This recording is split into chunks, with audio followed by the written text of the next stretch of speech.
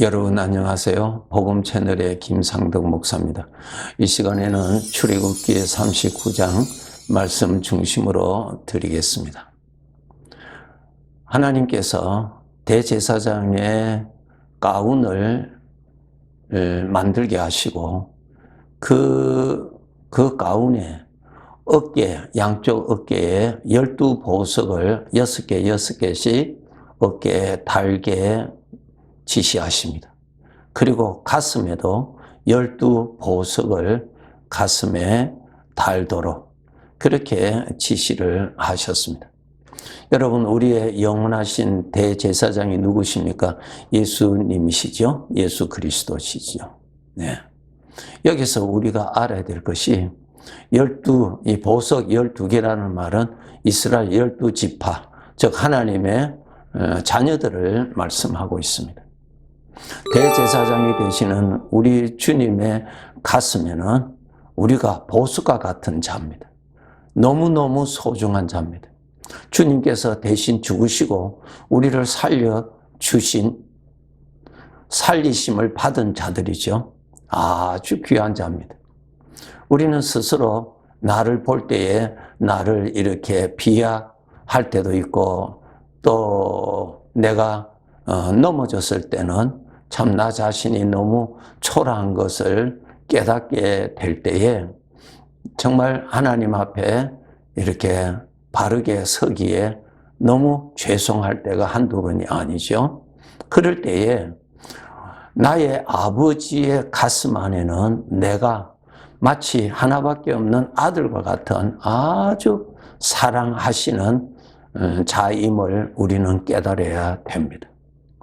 예수님께서 십자가상에서 참 속죄의 제물로 나를 위하여서 내가 그 죄로 인해서 죽어야 되고 영원한 멸망의 던짐을 받아야 할 나를 그곳에서 구원하시기 위해서 죄값을 지불하시고 나를 건져주시잖아요. 그래서 예수님께서 십자가에서 고난을 받으시고 죽음을 지불하실 때에 대제사장 되시는 그분에게는 보석과 같은 우리를 다 안고 죽으신 것입니다. 네. 참 놀라운 비밀이죠. 그래서 예수님께서 십자가상에서 다 이루었다. 저와 여러분을 참 영원한 죽음, 영원한 멸망에서 구원하시기 위해서 그 죄값을 예수님이 친히 담당하시고 지불하신 사건이죠. 그렇게 해서 우리를 구원하신 우리는 주님에게 너무너무 소중한 자입니다. 예, 너무너무 소중한 자. 우리 하나님이 아셔야 됩니다. 우리가 하나님을 아버지라 부르죠. 예. 그 아버지의 마음에는 우리가 보석과 같은 존재입니다. 너는 나에게 보배로운 자요, 너는 나에게 존귀한 자라고 하나님께서 말씀하셨죠. 네. 내가 어찌 너를 잊겠느냐? 내가 어찌 너를 버리겠느냐? 내가 어찌 너를 빼앗기겠느냐? 그런 말씀을 하셨습니다. 우리가 이런 말씀을 들으실 때 그렇게 말씀하시는 하나님의 마음에 내가 살아있다는 것을 아시고 하나님이 나를 그렇게 애지중지하시고 그렇게 사랑하시는 그러한 자임을 우리는 깨달아야 합니다. 내가 나를 생각하는 것보다도 하나님께서 나를 어떻게 생각하시는지를 우리는 하나님의 말씀을 통해서 우리는 보아야 합니다. 오늘 이 본문 출애굽기 39장에서 대제사장의 옷에 12보석을 달게 하셨습니다. 구원받은 백성들이 다 보배로운 존재라는 것입니다. 정말 귀한 자입니다. 그래서 여러분이 정말 하나님께서 나를 얼마나 사랑하신지를 성경 말씀을 가지고 생각하세요. 나는 이렇게 부족하고 나는 이렇게 허물이 많으니 어찌 하나님이 나를 사랑하시겠느냐 하는 나 수준으로 하나님을 생각하지 마시고 하나님을 하나님으로 보시고 하나님이 뭐라고 말씀하셨는가를 여러분이 하나님의 말씀을 통해서 하나님의 마음을 열어 보여주시는 것을 보실 줄 알아야 됩니다. 예. 사탄은 자꾸 우리를 유혹해서 너가 이렇게 허물이 많은데 어찌 하나님이 너를 아끼시겠느냐, 어찌 너를 사랑하시겠느냐고 유혹합니다. 예, 여러분, 마귀의 말을 듣고 육신의 생각을 듣고 거기에 믿지 마시고 하나님의 말씀을 여러분이 들으시고 그 말씀대로의 하나님을 아셔야 됩니다. 이것을 여러분이 잘 지키셔야 됩니다. 우리 아버지 하나님의 나를 변함없이 사랑하시는 그 사랑을 우리 예수님께서 비유로 탕자의 비유로 설명하신 거 여러분 잘 아시죠? 네. 어느 부잣집에 이 둘째 아들이 자기에게 아버지께로부터 물려받을 유산을 일찍이 받아서 그것을 전부 챙겨서 아버지의 간섭을 떠나서 자기 마음대로 살고 싶어서 타국에 가서 그냥 그 돈으로 허랑방탕하게 탕진 생활을 했습니다. 네. 결국은 시간이 감으로 인해서 그는 아무것도 없는 자가 되었고 그는 비참한 자가 되었습니다. 네. 그리고 나중에는 참 돼지를 치는 곳에 가서 그 일을 하면서 거기서 참 자기 배를 채워야 하는 비참한 생활을 하게 되죠. 그는 마지막에 이렇게 굶어 죽을 바에야 자기 아버지 집에 들어가서 종으로 들어간다면은 참 배불리 먹고는 살겠다라고 하는 생각으로 부끄러운 얼굴을 미지만은 자기 아버지가 있는 곳으로 가게 되죠. 근데 놀라운 것은 아버지는 이 아들을 기다리고 있었어요. 멀리서 나타난 그 둘째 아들의 모습을 보고 그 걷는 모습을 보고 아버지가 달려왔습니다. 그 아들의 모습은 정말 냄새나고 남루하고 누가 봐도 가까이 할 수 없는 그러한 처량한 모습이었습니다. 네. 그리고 그 아들의 마음 스스로도 정말 스스로도 담대할 수 없는 그는 너무나 방탕한 생활을 하였기 때문에 스스로도 부끄럽고 바로 설 수 없는 그러한 아들이었죠. 그런데 그 아버지는 마치 금이 환영하는 것처럼 그 아들을 받아주고 그 아들을 안고 너무너무 기뻐하죠. 아들이 죽었다가 살아 돌아왔다고 하는 그 아버지의 사랑이 표현됩니다. 종을 불러서 그의 몸을 다 깨끗하게 해주고 아들의 옷을 입혀주고 그 다음에 신발을 신겨주고 가락지를 끼워주고 자기 아들인 것을 이렇게 아들에게 줄 수 있는 것을 다 주고 너무너무 기뻐서 살찐 송아지를 잡아서 마을 사람들을 불러서 그 즐거움을 나누는 잔치를 했다고 기록되어 있습니다. 그것이 무엇입니까?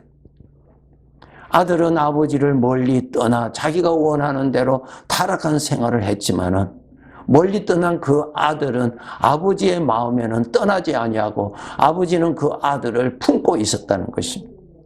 아버지는 그 아들을 변함없이 사랑했습니다. 그가 아버지를 떠나기 전에도 그 아버지는 아들을 사랑하였지만 정말 방탕한 생활을 하고 돌아오는 그 아들에게도 그 사랑은 변함이 없이 그 아들을 받아 주었습니다.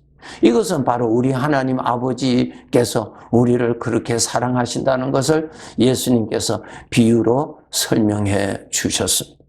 여러분, 내가 하나님 아버지 앞에 얼마나 귀한 자인 것인가를 여러분 깨달으셔야 돼요. 거울을 통해서 나 얼굴을 볼 수 있는 것처럼 성경 말씀, 아버지의 말씀을 통해서 우리 아버지가 나를 이렇게 정말 사랑하시는구나. 정말 귀한 자로 이렇게 나를 사랑하시는구나. 이 세상에 어떠한 것과도 바꿀 수 없는 자인 것을 나 자신을 하나님 앞에서 나 자신을 여러분 발견하셔야 됩니다.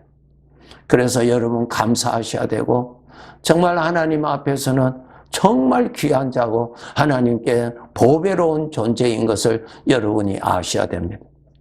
우리는 하나님을 아버지라 부르잖아요.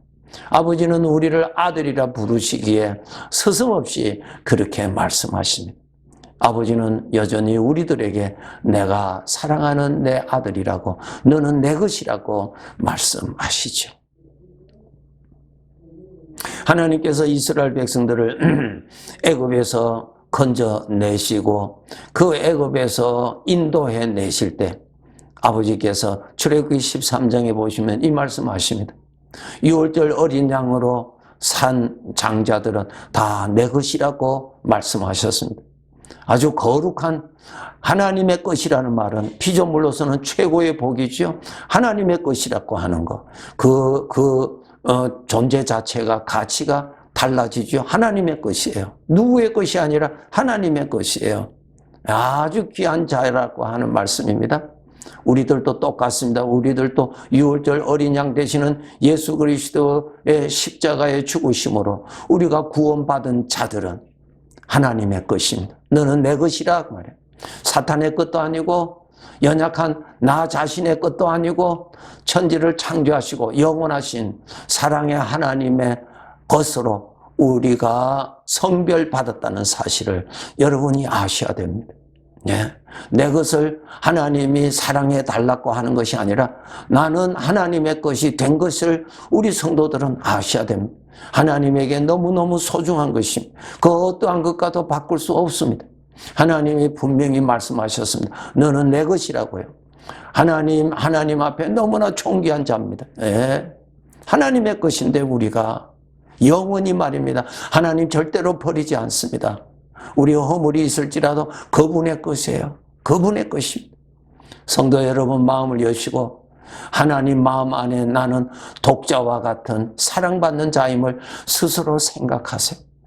예, 하나님이 뭐라고 말씀하셨는가를 아시고 그 사랑을 여러분이 아시고 그 사랑 안에서 그 사랑을 누리고 사셔야 되는 것입니다. 얼마나 감사합니까? 이런 아버지를 깨달았을 때, 아버지의 이러한 사랑을 깨달았을 때 성경에 아굴의 기도가 나옵니다. 아굴의 소원 기도가 어떻게 나왔습니까? 아버지요, 나를 너무너무 부하게 하셔서 내가 교만하여 하나님이 어디 있느냐고 하는 방자한 자, 하나님의 은혜를 배반하는 자 되지 않게 해달라고 기도하지. 또 그가 너무너무 가난해서 혹시 남의 것을 훔침으로 인해서 내 아버지의 이름을 욕되게 할까 다 두렵습니다. 적당하게 해달라고 기도하는 아굴의 소원 기도 여러분 잘 아시죠? 예. 이 아굴은 아버지의 사랑을 깨달은 사람이요. 이렇게 나를 사랑하시고 나를 영원히 아버지의 것으로 삼아주신 그 아버지의 은혜, 혹시나 내가 아버지 모른다고 말할까 두렵고, 네. 세상에 내 눈에 보이는 세상의 것으로 인하여 아버지의 은혜를 잊어버릴까 배반할까 두려운 그 아들의 모습을 볼 수 있습니다. 혹시 내가 이 세상에 나로 인하여서 아버지의 이름이 욕되지 아니할까 늘 참 이렇게 신경을 쓴 장자의 마음을 볼 수가 있습니다. 예. 우리들도 우리 하나님의 사랑받는 독자와 같은 자임을 여러분 생각하셔야 됩니다. 여러분이 여러분을 생각하지 마시고 여러분이 하나님을 생각하시는 것보다 하나님이 어떻게 말씀하셨는가를 통해서 바르게 생각하셔야 됩니다. 하나님 앞에 너무너무 소중한 자입니다. 예. 그것을 아셔야 됩니다. 사탄에게 속지 마시고 내 안에 일어나는 육신의 생각에 말에 속지 마시고 하나님이 뭐라고 말씀하셨느냐? 하나님 안에서 우리는 보석과 같은 아주 귀한 존재입니다. 요한복음 10장 28절 29절에 보시면 내가 그들에게 영생을 주노니 영원히 멸망하지 아니할 것이요 또 그들을 내 손에서 빼앗을 자가 없느니라. 그들을 주신 내 아버지는 만물보다 크심에 아무도 아버지 손에서 빼앗을 수 없느니라. 아멘. 그렇게 말씀하셨어요. 예. 우리는 하나님의 것이에요. 여러분 힘내세요. 하나님의 것이에요. 아주 소중한 자요. 하나님의 것이에요. 하나님의 눈이 나를 떠나지 않습니다. 예, 어려운 중에서 하나님이 나를 버리신 것 같은 착각은 우리가 많이 만나지만 아니에요. 하나님이 뭐라고 말씀하셨는지를 생각하시고 말씀대로의 하나님이신 것을 여러분이 믿으시고 그 은혜 중에 사셔야 되는 것입니다. 그래서 여러분 늘 나 자신은 하나님 보시기에 너무 귀한 자임을 아시고, 예? 그 탕자의 형은 그 자기 동생을 바로 만나기를 싫어했습니다. 그 탕자의 형은 자기 동생을 향한 사랑이 그냥 떠나버렸습니다. 왜? 그만한 사랑을 줄 가치가 없다고 보았기 때문에. 그러나 그 탕자의 아버지의 사랑은 달랐습니다. 마치 우리 하나님 아버지의 사랑이 우리에게 그렇다 그 말씀. 여러분 힘내시고 아버지 앞에 여전히 내가 또 넘어지고 또 넘어질지라도 여전히 그분의 아들이에요. 예. 허물이 많을지라도 여전히 그분의 아들이에요. 그분의 사랑은 절대로 나를 포기하지 않습니다. 버리지 않습니다. 그 사랑은 조금도 변하지 않습니다. 아버지 변함없는 사랑으로 달려가세요. 달려가세요. 아버지만이 나를 기다립니다. 아버지만이 나를 살려줄 수 있습니다. 아버지만이 나를 위로해 주실 수 있습니다. 아버지만이 허물 많은 나를 그 모습 그대로 받아주시는 분이십니다. 예, 허물 때문에 고독하게 지내지 마시고 저 그늘진 곳에 장막을 치고 살지 마시고 나를 기다리시는 아버지 앞에 달려가세요. 나를 그대로 받아주세요. 이 모습 이대로 받아주세요. 여러분 아버지의 사랑 안에 깊이 뿌리를 내려서 그 사랑의 기운으로 삽시다. 예, 다음 시간에 또 말씀드리겠습니다. 감사합니다.